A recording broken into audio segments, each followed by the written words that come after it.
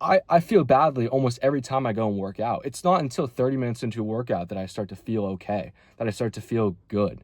The workout hurts. I'm sick. I have a torn ACL. My foot hurts from an injury I had 2 years ago.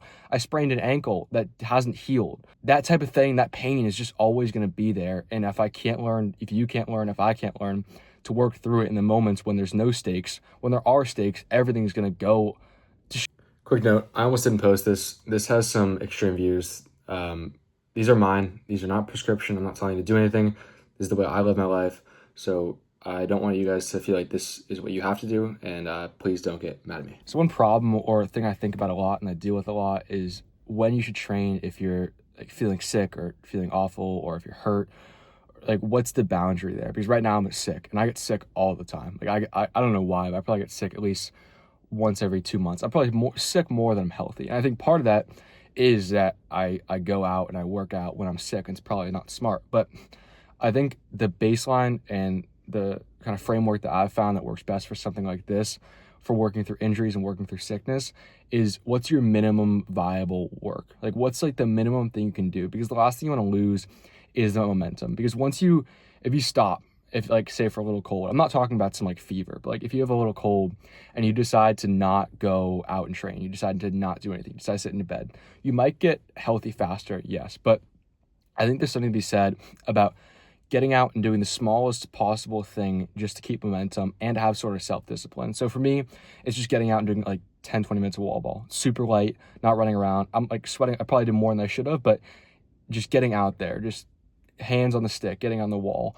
And then if you're hurt, it's like, what's the minimum viable thing you can do? If it's like your foot's hurt, can you just stand there and can you play wall ball without moving at all? Or could you just watch film on your computer? Like, what's the one thing that you can do that won't let you lose momentum? Because I think if you can work hard in these periods when you feel like you're sick, everything's kind of going wrong, you're hurt. When you do get to the periods when you feel good, when you're in the game, when you're in season, it becomes so easy to operate at the highest level because most of your games, you're not going to feel good before. Like, I've learned that the hard way. Like, I always thought that I would always feel good on game day just because I didn't train hard the day before. But life's life. Like, you're going to be in pain. You're going to be sick on game day. You're going to be sick in the season. You're going to have nagging injuries more in season than out of season. So if you don't work on that skill of at least getting out when you are sick or when you are a little bit hurt, you're not going to be ready for when the moment comes or when you actually need to put the work in game time, in season. So I think just the little habit of going out and just doing something, and like maybe I shouldn't be doing as much or you shouldn't be doing as much when you are not in the greatest state, because this is probably why I'm always sick, right? It's because I keep working out through it and then I end up in a worse position than I was before. But I'd rather have that outcome than lose my momentum, lose my drive. And then when it comes to game day and I feel a little bit off, I think to myself, man, I'm going to play badly because I feel badly. I feel badly almost every time I go and work out. It's not until 30 minutes into a workout that I start to feel okay, that I start to feel good. The workout hurts. I'm sick. I have a torn ACL. My foot hurts from an injury I had 2 years ago. I sprained an ankle that hasn't healed. And none of that feels good. But that type of thing, that pain is just always going to be there. And if I can't learn, if you can't learn, if I can't learn to work through it in the moments when there's no stakes, when there are stakes, everything's going to go to nothing's going to work. You're going to break.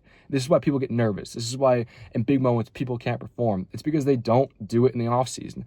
So something as small as getting out and working through a tiny bit of pain is, I think, the best thing that you can do. And I feel like this kind of advice is so taboo and no one wants to say this and no one wants to perform this way. Everyone says, we're in this very strong culture of focusing on you're overtraining or you need to recover more, which is true, but you're probably not overtraining. You need to recover more, but you're probably not overtraining. What you're probably doing is you're probably undertraining and under recovering too. It just kind of riles me up with how much parents and most coaches. I'm grateful that I've had a lot of coaches who haven't been this way. They've worked me hard. But so many coaches, so many parents these days get so riled up if you decide to work through any sort of small amount of pain when people have no idea what your body can actually take. And I don't know, it's so annoying when, like, I get it, you're not supposed to push through injuries. And I've I've had so many bad instances of pushing through injuries, but I've also had so many good instances of pushing through injuries. Some of my best games have been when I've been hurt, when I've been sick. I was playing on a broken foot for 6 weeks, and I had some of my best games during that period, and I had surgery after. And you could say I should have gotten not I should have just gotten in a boot right after it happened. I would have been fine, but I would have missed 6 games to the end of my season, and I wouldn't have the same confidence that I do when I play now. So everyone looks at the negative side of it. Everyone looks at, oh, you're sick all the time, but no one looks at the reason why I'm still playing college lacrosse, or the reason why I'm successful in a small amount is because I do these things. It's if I were to rest all the time and not be sick, then I wouldn't be successful. And I'd rather be successful I'd rather be always sick than successful. Like, it's, everyone looks at the negative side of these trade-offs, and that's what they don't realize. They're just trade-offs. And if you can weigh it before you go in and understand that, okay, I'm gonna go in, I'm gonna work out for a little bit while I'm hurt, while I'm sick, maybe it'll get worse, but if I know that the outcome could be better, that I could become a better player, a stronger player in my head or my body, I'm going to take that outcome 9 times out of 10. If you don't want to make that trade-off, then that's fine. But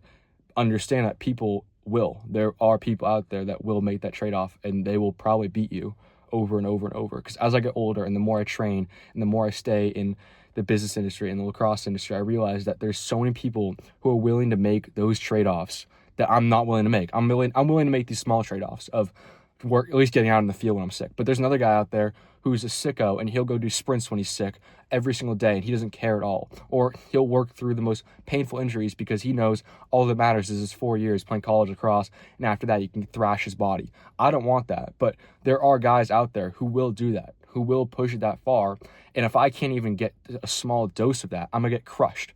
And that's the part that people don't get. They try to tell you that it's not healthy, that all this, it's like, who cares? Who cares if it's not healthy? There's no way of balance to get to the highest levels. I played D3 lacrosse. I'm not even close to the highest level, and I still have to do this. I can't imagine what the guys do who are at the very highest points of their game. The sacrifices that they make are unbelievable, and I make separate sacrifices for other things, so I at least understand some of that. But it's amazing, just the culture that athletic staff, that schools, that coaches have, and I've been really lucky to avoid that. Again, I've had great coaches, great staff, but I hear these horror stories of people just getting prevented from making the decision they want, and I don't know. It might be on the more extreme side. I understand that, but again, you can't have everything. There's no solution. There's only trade-offs. Like, you can't have both. I'm sick and tired of people saying that you can be both. Like, just pursue one, pursue the excellence, or pursue the rest, and you'll find the balance in yourself. Just stop trying to tell people you can do both, because you're giving people a false image. And this is why so many people don't make it, because they don't realize how hard you have to train. And I don't even know the boundaries of that, because again, I haven't fully made it. I'm a D3 player. I'm not even D1. I don't understand the level that these guys go to for that level of excellence. So that's just some thoughts that are in my mind. I got a little more riled up than I thought I would, but just think about that when you're considering whether to push through injuries, push through sickness.